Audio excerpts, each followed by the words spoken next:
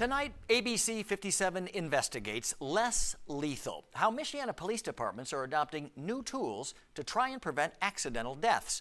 Whether it's a suspect accused of a crime or someone having a mental health crisis, there are now safer ways to get them under control and into custody.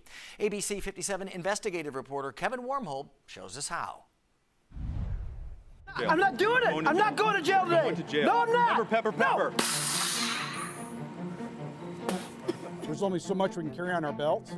How are police departments adapting to an increase in mental health calls and mitigating the risk of serious injury or death? So all these tools are here to save lives. What is the less lethal industry doing here in Indiana to make an impact? So we want to give officers the ability to stop a crime without having to resort to deadly force. The focus by both police departments and the less lethal development sector, avoiding tragedy. Put your hands on the wall for us. Nothing's happened. Get down. Get down on the ground. Get on the ground now. Get on the ground. Get on the ground.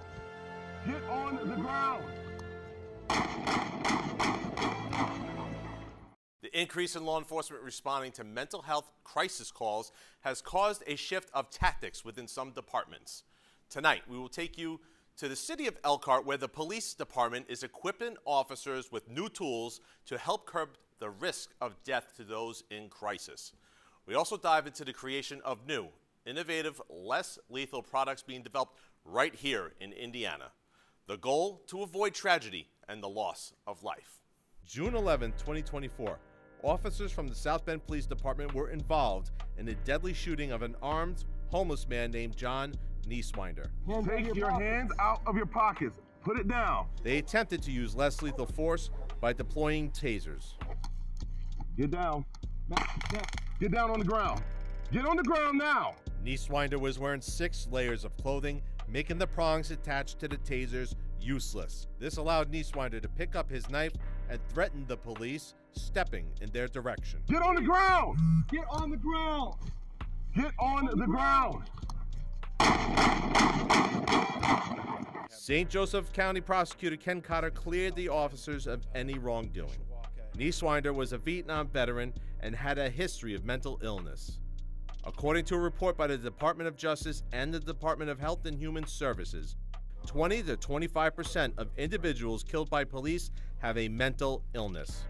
Elkhart Police have responded to more than 1,000 mental health calls in both 2022 and 2023.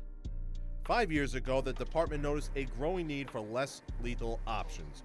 So it created a unit of 30 officers specifically trained in these tactics. We quickly learned with this type of equipment and the specialized training that it would need to do that. Maybe it would be a better option to do a specialized unit.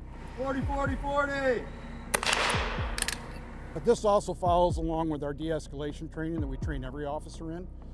It's just another tool, or several tools, gives us more options to bring that type of situation to a successful conclusion without any loss of life or any injuries to our officers or the public. No, I'm not going to jail, sir! No! Now, it's important to note, each less lethal option is limited to a specific scenario and may not work for every situation. That makes training and repetition important.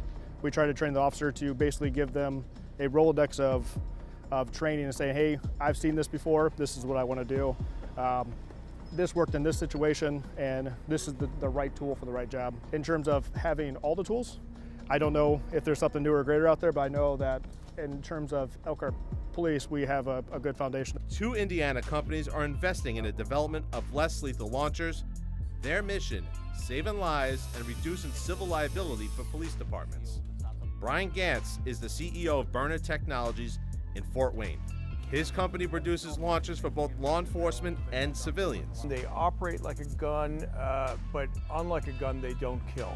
So instead of shooting lead, they shoot either a hard polymer round that can be used for pain compliance or for glass break, and they also shoot chemical irritant rounds that use OC, oleoresin capsaicin, which is pepper, or CS, which is tear gas, or a combination of the two.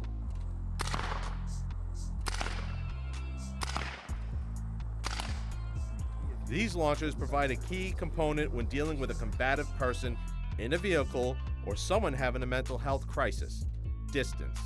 Distance provides an extra layer of protection to the officers and the person in crisis, mitigating the risk of death.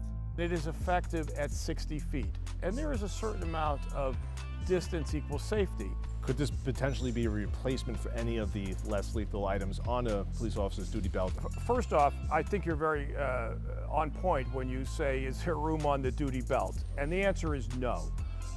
If they're going to put a burner on the duty belt, something else has to come off. And I think it's incumbent upon each police department to look at the officers and determine what is their job, what is their mission, and to select the weapon that's most appropriate for that mission.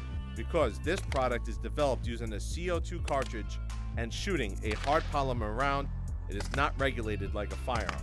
Bruiser, another less lethal product invented and developed here in Indiana, is regulated like a firearm. The ML12. It's a two-shot, non-lethal or less lethal 12-gauge pistol. It's very portable.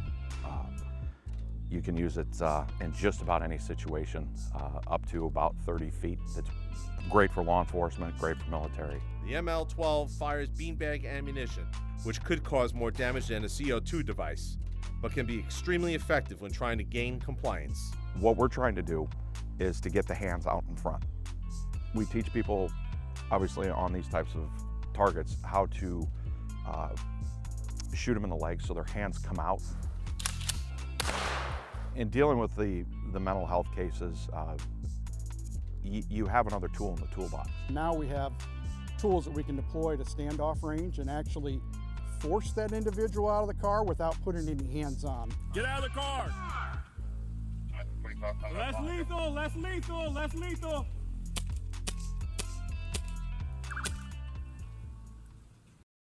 The Elkhart Police Department has not adopted the launcher from Byrna or Bruiser, but due to the real-world success so far, it is always looking for new ways to save lives.